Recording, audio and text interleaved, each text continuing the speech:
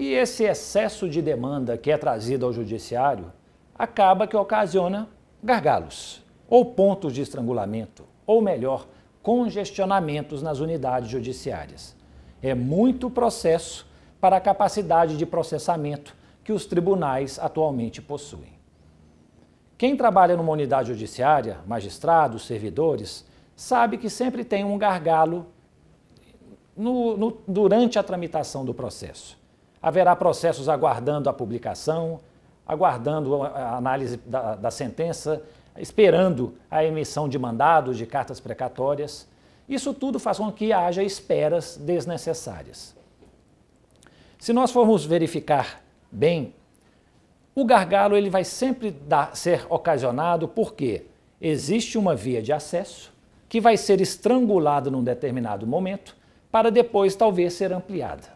Ou seja, nesse exato momento, a capacidade de processamento da via é insuficiente para o volume de carros, de demandas, de coisas que passam por ela. Eventualmente, é um acontecimento. Por exemplo, um funcionário, um servidor público se licencia, passa 3 meses fora do trabalho.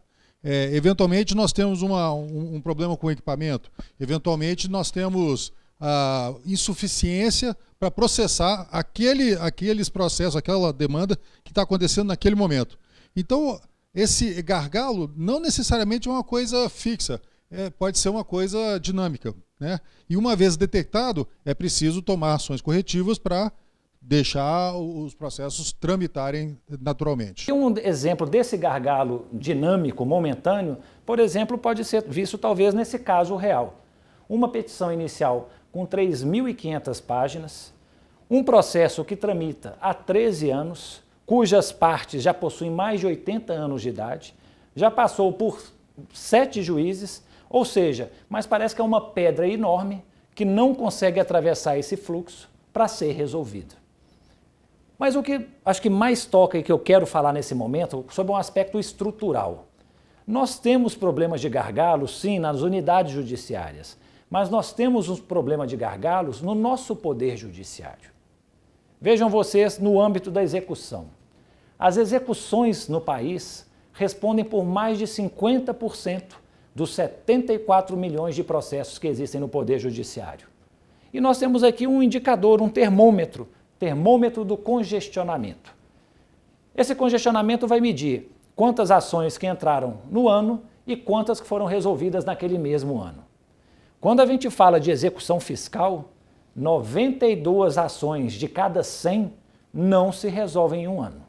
Ou seja, o índice de resolução é muito baixo, apenas de 8 processos. E aí nós vamos verificar isso em menor escala, mas ainda elevado, quando a gente fala da execução extrajudicial não fiscal, quando a gente fala da execução criminal.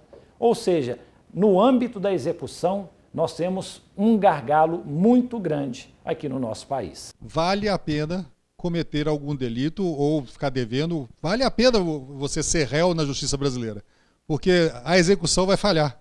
Por exemplo, se eu posso deixar atrasar os meus impostos, se eu posso fugir dos meus impostos, eu faço isso absolutamente com tranquilidade, porque eu sei que o governo, né, o executivo, não vai conseguir vir atrás de mim. A execução fiscal, ela é lenta, é ineficiente, e assim como do mesmo jeito tem a execução fiscal, tem a execução não fiscal.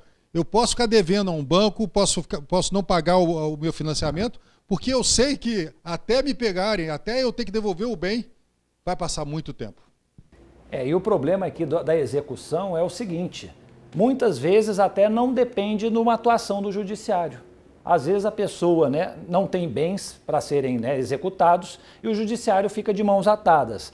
Porém, o judiciário pode, cada vez mais, estabelecer mecanismos, formas de controle, de localização de bens para evitar que as execuções sejam frustradas a todo tempo. Eu confesso que tem uma certa vantagem porque na Justiça Federal nossos credores são solventes, por enquanto. Ou seja, uma ação ajuizada contra a União, contra o INSS, contra a Caixa Econômica, uma vez condenados, eles pagam no curto prazo, no prazo previsto normativamente.